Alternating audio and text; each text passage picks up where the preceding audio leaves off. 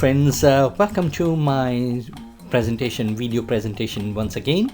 This is Global Citizen with a new video presentation, and the name of the presentation is Nepal, soon to be a new colony for China. Wow.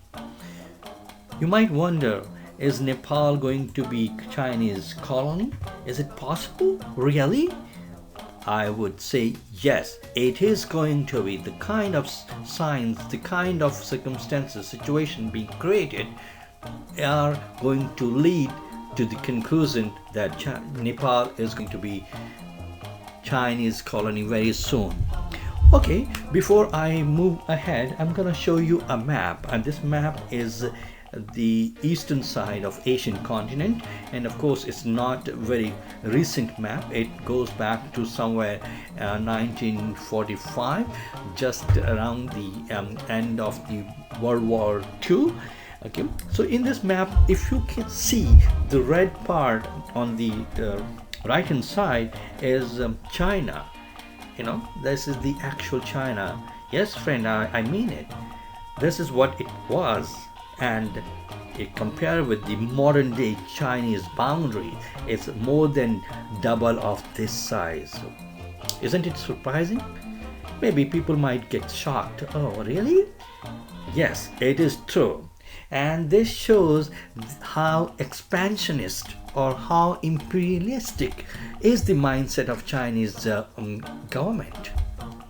So let me just give you a little bit background about this. So if you look at the map, on the eastern side of northeastern side of China is Manchuria. Whoa, what is Manchuria? Manchuria is the region which was kind of a habitat, a natural habitat of people of Mongol, Manchus, as well as Korean race people.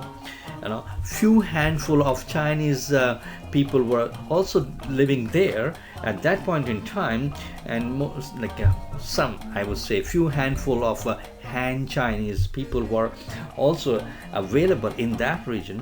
However, not many, very few. Okay, so this is Manchuria. Okay, it was occupied by Japanese forces around 1926 or 1927, and then it was handed over to Qing dynasty king as a titular ruler of this region. But the actual actual power lied with Japanese forces. So this is what is the fact about Manchuria, which is on the northeastern side of China. So if you look at on the northern side of China, southern Mongolia, what is it? You know, in my previous presentation, I had mentioned about southern Mongolia, okay, and how Chinese Communist Party invaded and occupied southern Mongolia, and now it represents the autonomous province of Inner Mongolia in China. And if you look at the southwest side of China, is Tibet. Yes, Tibet.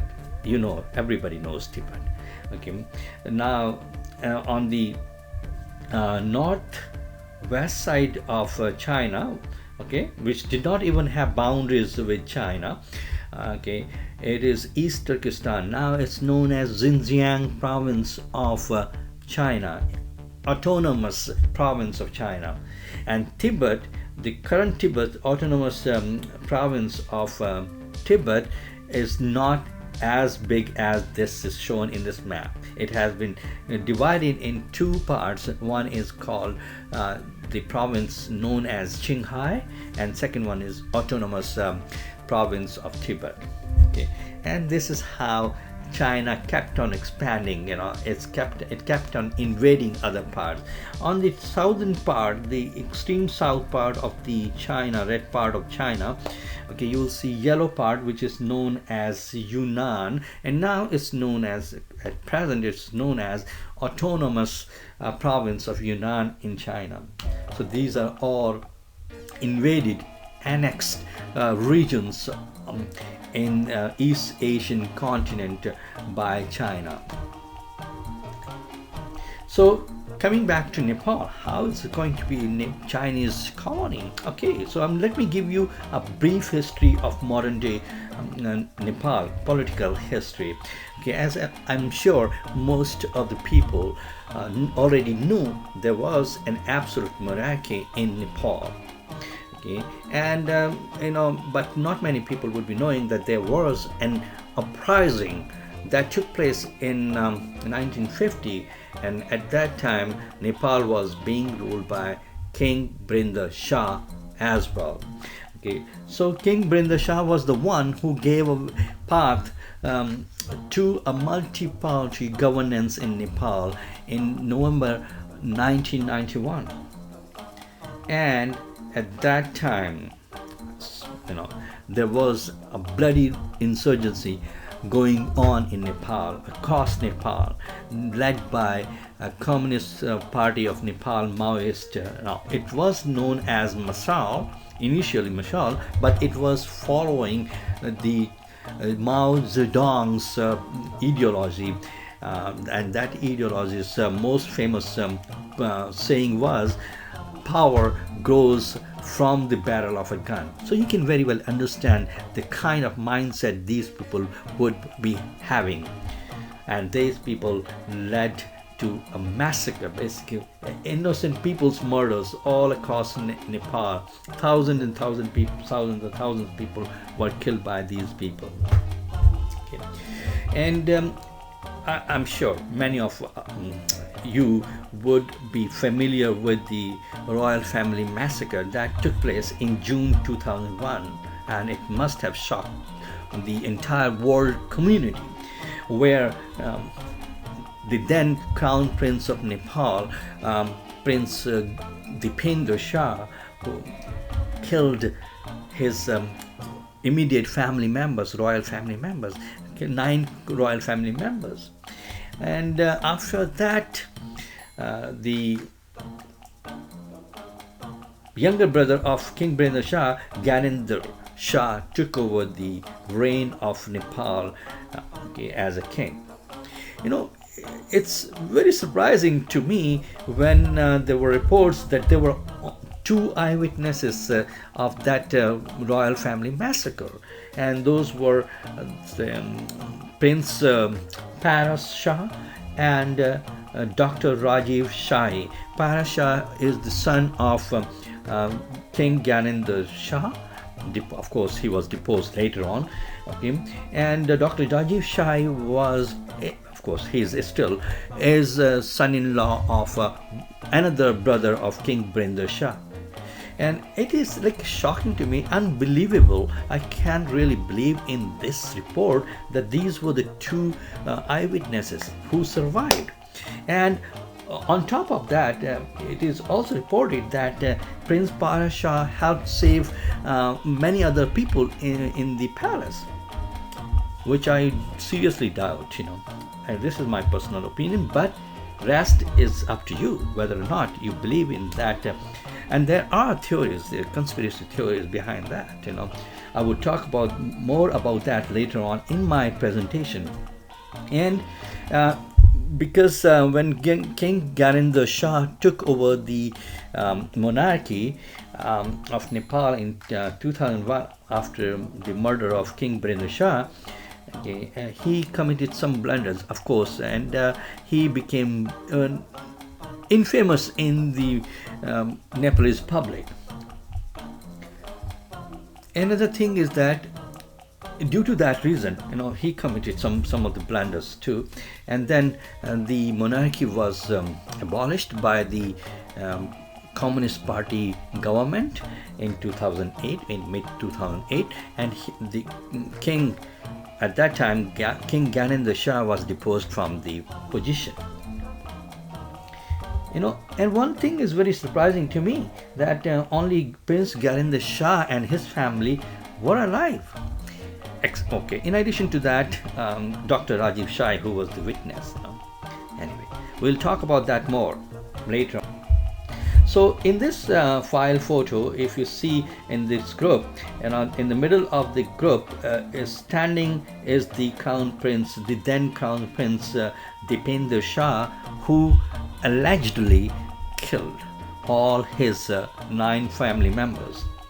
And sitting on the left hand side, King Brenda Shah, Queen Aishwarya Shah, and his younger brother and younger sister.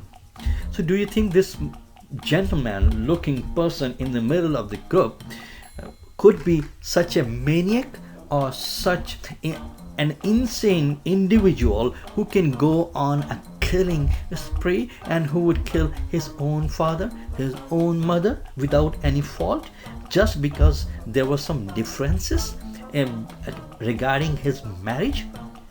Oh, I seriously doubt it. I seriously doubt it. But it is reported like that. And I don't think a sincere, a thorough, or independent inquiry was conducted or not. But everything was hushed up. Okay, coming back to the same political history of Nepal, Prince, I have mentioned, it's not Prince, actually Gyanendra Shah became king of Nepal after the murder of King Brenda Shah. So friends, I will leave it to you. What could be the reasons, how they were alive? These people were the only people who were alive.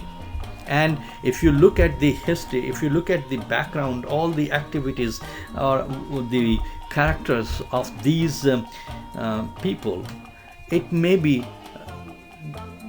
not be difficult for you to also come to the conclusion, how come only this family is alive and everybody else is dead? So things to be noted here. So now I'll talk about the possibility of the forces behind and the beneficiaries of such a big time unfortunate massacre of Nepal's royal family. Think about that. In my personal view, when I went through the political events development that happened in the last 30 to 40 years before this massacre happened, I could feel only one major force behind such a massacre. And I'm saying, friends, again, mark my words, I'm saying with lot of conviction, it is the Chinese hand behind the unfortunate royal family massacre. Why? Because they are the one who would be benefited. They wanted to get rid of monarchy, of course, not in public, but secretly they would want to have their strong foothold in Nepal. And as long as King Brenda Shah was there, who enjoyed a lot of high respect, high esteem in the minds of people of Nepal, it was not possible. It was not possible to get rid of monarchy. And the biggest force which wanted to get rid of, because they kept on saying feudal forces, feudal rule, feudalism, was the communist people. Communist party was the one who wanted to get rid of that. Okay, and only 2 eyewitnesses were there? I doubt it. Friends, I really doubt it. I'm sure there were other people who were not really very significant to the authorities at that point in time, because they were not very powerful. They were weak individuals, and they must have been hushed up or intimidated of dire consequences by the perpetrators, not to disclose any evidence or any fact about the actual murderer or actual killer of royal family. Because it was like the play out was as if Crown Prince Dipendra Shah wanted to marry someone who Queen Aishwarya Shah did not agree with due to certain reasons. Okay, and that's where the differences between Crown Prince and his family have cropped up, and he was really mad, and because of that he killed everyone. I don't think so. I don't think so. Because I'm sure he was not a psychotic, he was not an insane individual who can go to such an extent of killing. Maybe he might have killed 1%, 2%, but not everyone in the family. And then shot himself too. Okay, and because out of this massacre, the Communist Party of Nepal, there were two different parties, right? They were the one who benefited the most. In the name of helping people, uplifting people, they have misguided the common, innocent civilians of Nepal. And they were the one. I know somebody may sue me for that, but I'm just giving you my opinion. There are other kind of conspiracy theories also floating in Nepal. Okay, I just want to go back to my first point here, that the Chinese forces could be the one who were behind this massacre, who must have plotted this conspiracy. Of course, there were other beneficiaries also, in addition to these political parties I have mentioned here, and those forces were evangelic forces. Evangelism is trying to get foothold in Nepal, and as long as King Birendra Shah was there, they were not able to propagate their evangelism in Nepal. They were not really able to convert people into Christianity, and that thereby make money, lot of money out of such conversions. And if you see the communist leaders in Nepal, where do they get their directives from? They get their directives from their godfathers living in China. And they have been fully compensated for such for following such directives. In terms of a lot of other, in terms of wine, in terms of wealth, in terms of even women. These three triple W's are used by the vicious Chinese Communist Party all around the world. So this is what I meant here. So it can be corroborated with the very recent development that took place in November 2019, I think October or November 2019, when current government, the current Prime Minister PM Oily's government was to go down, but in the middle of everything, all those development, what happened is a meeting took place at the Chinese embassy under the leadership of a Chinese ambassador to Kathmandu, where they convened meeting of all the Nepalese Communist parties, and Chinese ambassador persuaded them to continue to support PM Oily's government, and that's how he survived this political battle in 2019.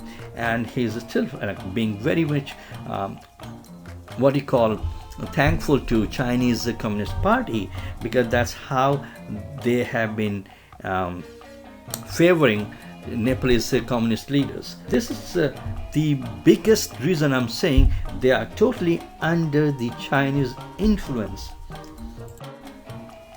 And here you go, a beautiful, lovely, adorable picture file photo of the royal family, erstwhile royal family, King Dipender, Crown Prince Dipender Shah, King Birendra Shah, his wife Queen Aishwarya Shah, and other two sibling of Prince Dipender Shah. So that is the reason I'm saying the biggest beneficiaries of this massacre were the communists in Nepal.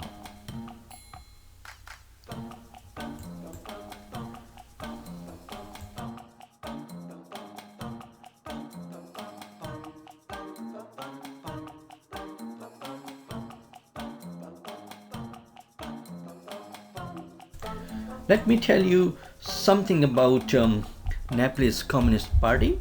And as I mentioned earlier, Communist Party came into existence in Nepal in 1949, soon after the Chinese Communist Party overthrew a KMT government with the help of People's Liberation Army. Okay. So it is there, but it was not significant in Nepal in 1949. Okay, and the most surprising aspect of this party is that they also had People's Liberation Army later on, just like Chinese Communist Party had a People's Liberation Army, and they were the one who started uprising against the monarch in 1950 in Nepal. And at that point too, the Nepal was governed by absolute monarchy under King Birender Shah.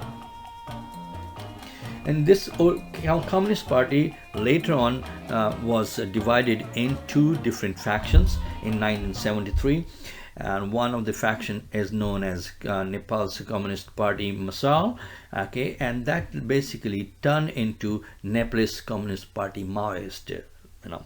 And as you know, I'm sure you might, if you don't know, I want to mention here, everywhere, wherever these communist parties are playing politics, they have two factions. So one faction follows Maoism, okay, another faction shows it's just like a normal communist party, okay. And they've in Nepal too, this Communist Party Masal, who was following Mao Zedong's concept of ideology, and that concept is the power grows through the barrel of a gun, and they were funded by China, okay, through its agents in India, Myanmar. Some of them were in Scandinavian countries, Sweden or Norway, okay. They would visit Nepal on a very like frequent visits, and then they will hold meeting at the Chinese, mostly at the Chinese embassy, and then they will plan their move. That's how they captured Nepalese polity, okay. And they were the one who ran bloody, cold-blooded murderous insurgency all across Nepal, and that resulted into the killing of thousands and thousands of very innocent Nepali people. I want to talk about another individual who is mostly known as Prachanda. You know, his name is Pushpa Kamal Dahal, okay. He is the leader of Maoist Communist Party, okay, and he was the chairman of Nepal's Communist Party, and he became prime minister. He was the prime minister of Nepal, and he's the biggest aide of Chinese Communist Party in Nepal. They would not accept it, but they are totally under the they act under the instruction of Chinese Communist Party.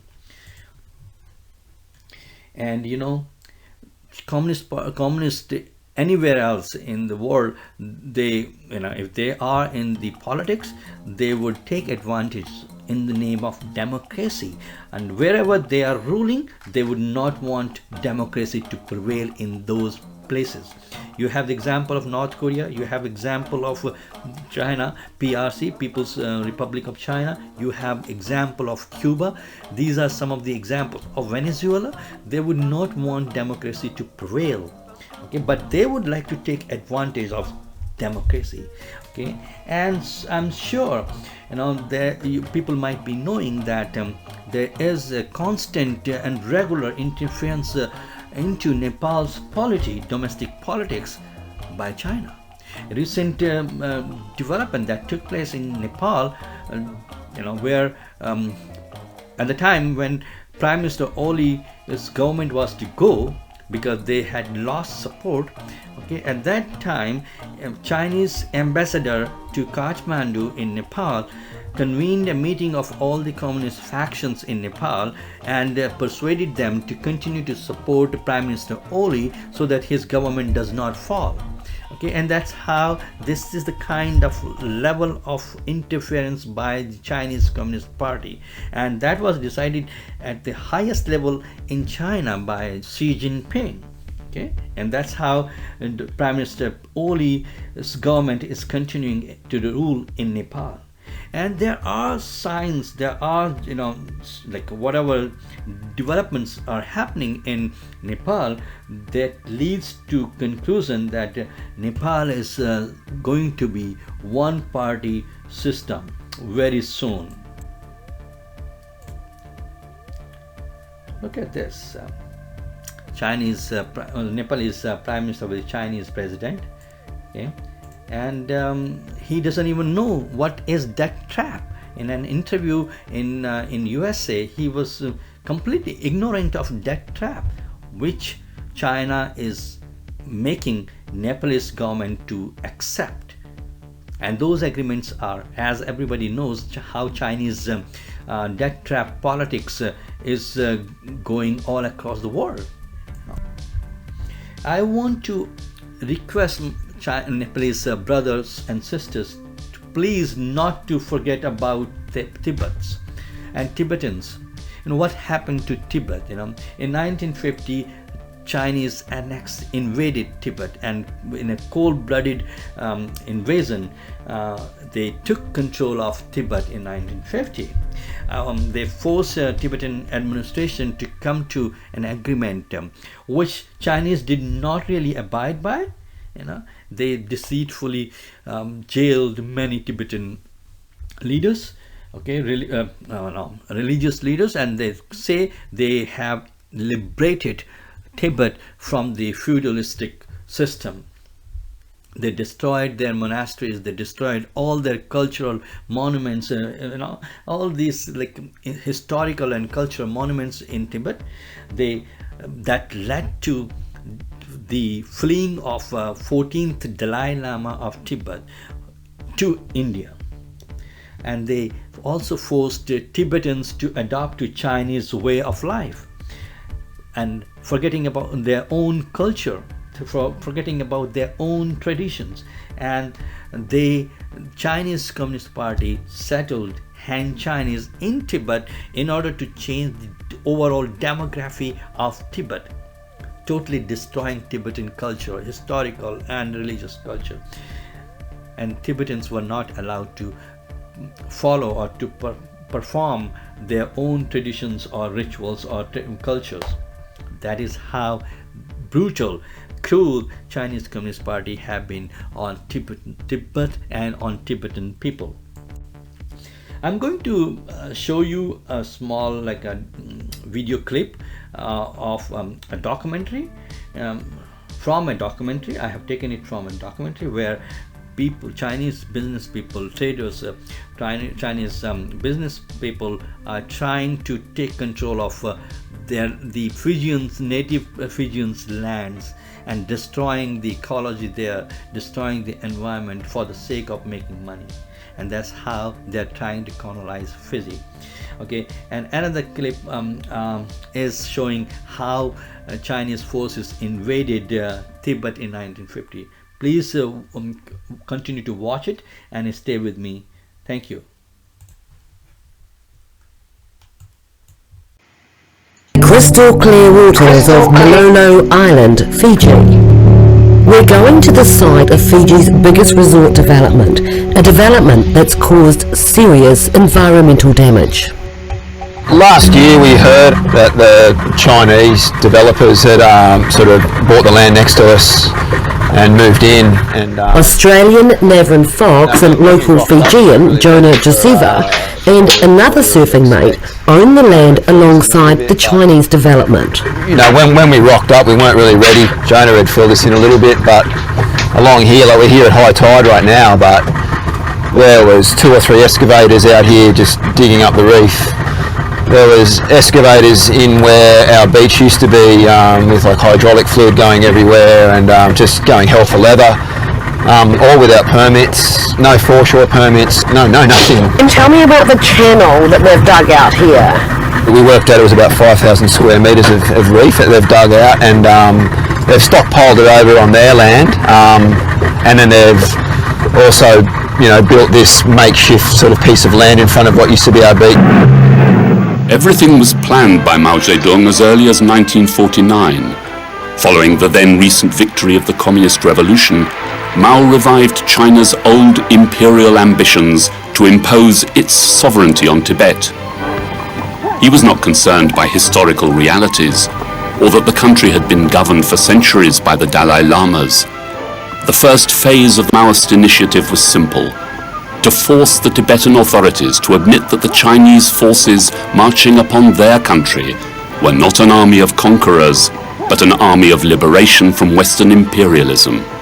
When Chinese army entered 1950 in the Tibetan area under Dalai Lama's government's jurisdiction, the Chinese army already crushed around 7,000 to 8,000 Tibetan soldiers. Tibetan army, all crushed. So then the Chinese army can go up to Lhasa without any resistance. But then Chinese leadership, they stopped the Chinese army on eastern part of autonomous system of Tibet, the Chamdo area, stopped there. Then the discussion about agreement which started. Although that agreement, according sort of expert, that also is an agreement signed under duress. When the 17-point agreement was signed on May 17, 1951, Tibet lost Amdo, the Dalai Lama's native province, and Kham, which were both annexed by the Chinese. Reduced to its western portion, Tibet retained an autonomous government and its social and religious traditions.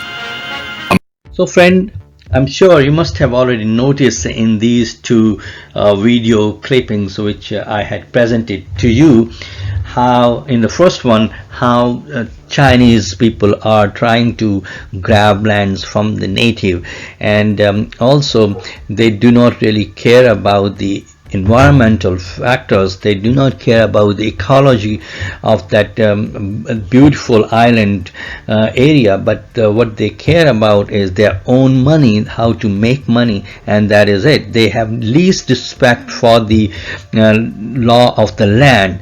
And this is happening not only in Fiji, it is happening all over those places wherever Chinese have gone in the name of development. They do not really develop, they do not really contribute to the development of the that particular region or country, but what do? They basically trap countries, the administration of those countries, into debt in the name of development. Okay, and second one was how Tibet was annexed by the brutal invading forces of China, and they forced the Tibetan administration to arrive at a 17-point agreement with Chinese Communist Party, okay, but they did not really respect those agreement at all, and instead they started imprisoning or putting the leadership, Tibetan leadership, into jail. Some of them were basically later on they died inside the jail. Okay, the Tibetans were forced to not to follow their historical and cultural and religious traditions at all. They destroyed all the monuments, historical, cultural, religious monuments, monasteries, and then in the wake of all these violence and brutality by the Chinese People's Liberation Army, Tibetan Dalai Lama, the 14th Dalai Lama, had to flee Tibet, and he basically fled to India.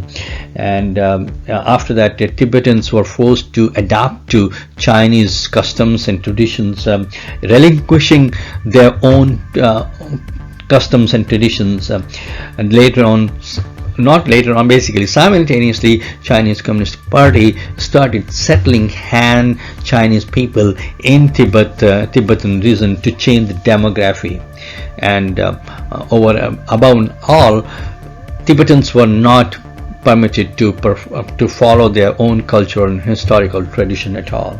Very sad and unfortunate situation.